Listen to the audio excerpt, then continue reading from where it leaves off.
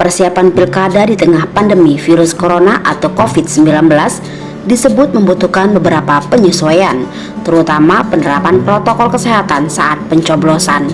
Hal tersebut akan mempengaruhi jumlah TPS dan petugas yang dilibatkan. Kepala Badan Kesatuan Bangsa dan Politik Dalam Negeri Bakesbang Poldagri NTB, lalu Dirja Harta menerangkan, dalam pilkada serentak 9 Desember mendatang, masing-masing TPS yang sebelumnya mengakomodir 700 orang pemilih, saat ini hanya diperbolehkan mengakomodir 500 orang pemilih. Jadi dari hasil kita pikon juga dengan Kemendagri dan rapat KPU tanggal berapa kemarin juga namanya? 7 ya. Jadi disepakati bahwa pilkada serentak itu dilaksanakan tanggal 9 Desember dan ini merupakan stimulus pemerintah. Dan kemudian kalau tidak dilaksanakan pertimbangannya dari 270 daerah itu ini akan berdampak kepada legalitas pemerintah itu sendiri karena semua PLT kan. Jadi makanya sudah disepakati dan alhamdulillah kita untuk 7 kabupaten kota itu sudah masih tersedia anggarannya sesuai sebelum masa Covid, mana yang sudah ditandatangani dulu NPHD-nya, naskah perjanjian hibah daerah itu sudah sesuai itu, baik untuk KPU, baik itu untuk Bawaslu maupun keamanan. Tetapi dari hasil lalu kita tentunya karena ini kan harus mengikuti protokol kesehatan yang tadinya jumlah pemilih di setiap TPS itu ada 700, besok itu maksimal 500. Nah, tentunya akan bertambah kepada TPS-nya sama petugasnya. Ya. Nah, belum kita masih anunya berapa totalnya. Sekarang berapa? 109. Sekarang enggak saya lupa jumlah TPS-nya. Jumlah TPS-nya 6087. 6087 dari 4089. Dari 4809. Oh, pertama 4089. Ya, jadi menjadi 6000 sekarang.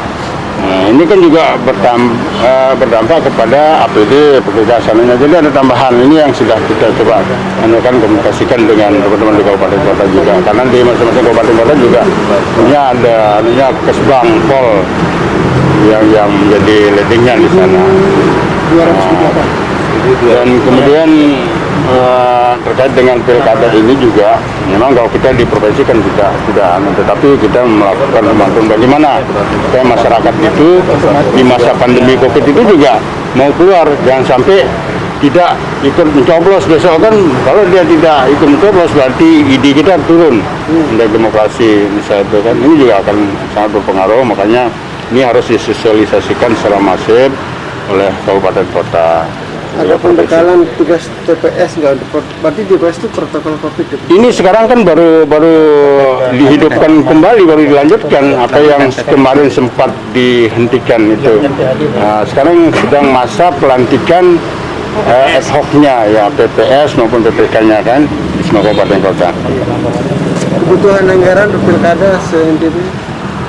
NTB kemarin baru 147 ya dari hasil kita yang sudah ada, baru 147 untuk 7 kabupaten kota. Itu kan yang di hasil rekapan kita, belum kita dari hasil akhir kan kita akan sama teman-teman kabupaten kota dulu. 147 itu yang sudah semula.